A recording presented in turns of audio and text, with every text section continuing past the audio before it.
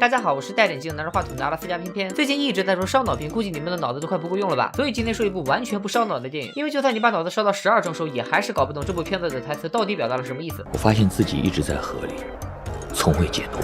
人生呢，就是不断的送死，不断重生的游戏。没错，就是去年年底在网上被骂成阿拉斯加的摆渡人，主要讲了3对男女没羞没臊的幸福生活。男主角小白号称自己是摆渡人，摆渡人这个职业你可以理解为心理咨询师的装逼叫法。10年前，小白听说有个女调酒师号称1晚不过岗，就是她调的酒，不管什么人，只要喝1杯就会醉倒。这么不会做生意的调酒师，酒吧老板居然不开除他，脑子是被酒泡过了吗？小白每天晚上都来撩妹，果然每次都是喝1杯就醉，而且每次醉倒的时候刚好走到楼梯第1层台阶，然后滚下楼梯摔成狗吃屎。没错，每次都这么巧，就这么滚啊滚，摔啊摔，小白从拄拐到坐轮椅，估计马上就要躺在担架上了。可见女调酒师的功力不亚于忽悠界的鼻祖本山大叔。调酒师一想，小白可能是个智障，再这样下去就要出人命了，所以答应了和小白谈恋爱。2个人的恋爱方式还是喝酒，喝着喝着，调酒师就这么挂了。电影并没有交代死因，我猜是喝酒喝死的。小白虽然没喝死，但是也喝出了心脏病，只要一想起调酒师就犯病。这就是第1对男女的故事。之后小白开了一个摆渡人酒吧，酒吧的房东就是电影的男2号小黑，然后引出了第2对狗男女不是第2对情侣的故事，又是一个10年前的闪回。小黑是一个网瘾少年，天天在游戏厅里打拳皇，吃饭就叫烧饼外卖，然后和送外卖的张大饼小姐看对了眼，他们2个的恋爱方式还算正常。第1次约会选择去电影院看电影，看完电影以后碰上了几个因为打拳皇输给小黑，所以来找小黑报仇的小混混。张大饼替小黑挡了一棍子，然后就被打成失忆，什么都不记得了。等等，正常人打棍子不都是用胳膊挡吗？这个人居然用头挡，脑子里是进烧饼了吗？然后张大饼他爹把失忆的张大饼送回了台湾老家，直到10年后才回来。小黑也是苦逼啊，第1次谈恋爱的第1次约会，女朋友就被打成失忆了。小黑带着张大饼到处寻找记忆，但是并没有什么卵用，还被张大饼的弟弟打断了腿。然后小黑不知道从哪翻出一本书，书上说根据能量守恒定律，2个人的运气加起来永远是100，一个人倒霉，另一个人就会有好运。怪不得小黑被打断腿的那天，张大饼多卖了3个烧饼。为了张大饼的幸福和他烧饼店里的销量，小黑开始不停的自残，甚至故意找人打架。作为好兄弟，小白和东北龙套3人组，马苏、大鹏、崔志佳开始和一帮子玩制服诱惑的死变态群批。明明是小黑作死先打的人，大家为什么不拦着他，反而帮他打架呢？哦，也对，如果不打架就没有动作戏，没有动作戏剪到预告片里，还怎么骗观众去电影院贡献票房呢？小白心想，再这样下去，就算小黑不死，自己也要被整死了。所以拜托张大饼他2大爷把张大饼带去了厄瓜多尔。为什么学做烧饼要去厄瓜多尔啊？小黑决定去找张大饼，结果坐错了飞机，飞去了南极。看来小黑的脑子里也全是烧饼。1年后，2个人终于过上了没羞没臊的幸福生活。第3对男女是小白的邻居女备胎和他暗恋的男神的故事。男神是一个已经订了婚但是事业不得志的歌手，女备胎的是男神10几年的脑残粉，从男神还是小鲜肉的时候就开始粉，一直到小鲜肉变成了老腊肉。哎，我这么说会不会被一神的粉丝打断腿啊？无所谓了，根据能量守恒定律，说不定我被打断腿了，一神还能多卖2张专辑呢。接着说啊，后来男神的未婚妻和一个富2代出轨了，为了帮助男神解决情感问题，女备胎自愿拜小白为师，学习如何成为一名摆渡人。小白大概是受了小黑的影响，开始教女备胎自虐。第1个客户是失恋的春哥，小白说缘分就像冰块，你以为握在手里，其实早就化掉了，然后让女备胎和春哥全家都抱着冰块自虐，终于感动了春哥，放下了这段感情。看来当摆渡人首先要熟练掌握老禅师的段子。第2个客户是失恋的贾玲，贾玲结婚当天新郎被吓跑了，所以贾玲躲在了车里，死活都不出来。小白说想忘记一个人很简单，然后就把女备胎也关了进去，饿了2个人2天2夜，还在车外边吃烧烤。最后贾玲放出来的时候，满脑子想的都是吃，新郎是公的是母的都忘了，所以没有什么问题是一顿烧烤解决不了的，如果有那就再来一顿烧烤。女备胎终于学会了，原来做摆渡人就是要自虐啊，所以她倾家荡产为男神办了一场演唱会，男神终于和唱片公司签约，女备胎给男神庆祝，然后男神出轨的未婚妻和富2代也来了，也不知道为什么双方人马一言不合就要拼酒，未婚妻和女备胎开始了9洞高尔夫的比赛，就是开车连喝9家酒吧。哎，为什么不去三里屯呢？走2步就1家酒吧，连车都不用开了。哦，也对啊，如果不开车就没有飙车戏，没有飙车戏剪到预告片里，还怎么骗观众去电影院贡献票房呢？这一话是不是说过一遍？故事的结局当然是女备胎喝赢了未婚妻，但是男神依然没有选择和女备胎在一起。这部电影告诉我们，酒不是个好东西，能别喝就别喝。你看男主喝出了心脏病，女主直接喝挂了，女备胎拼了命喝这么多也没能让男神爱上她。所以说珍爱生命，远离酒精，渴了喝点张嘉佳的鸡汤多好，喝什么酒呢？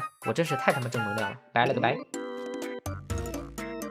最后分享电影里最尴尬的3场戏作为彩蛋吧。第3名，金城武表情浮夸跳尬舞唱台语歌。一个声音叫着我，叫着我，用出江湖。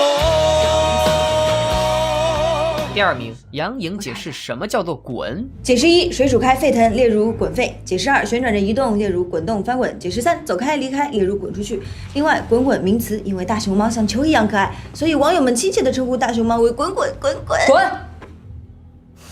第1名，梁朝伟用河南方言报菜名：蒸羊羔、蒸熊掌、蒸鹿尾、烧花鸭、烧雏鸡、烧子鹅、卤猪、卤鸭、酱鸡、腊肉、松花、小肚、酱肉、香肠。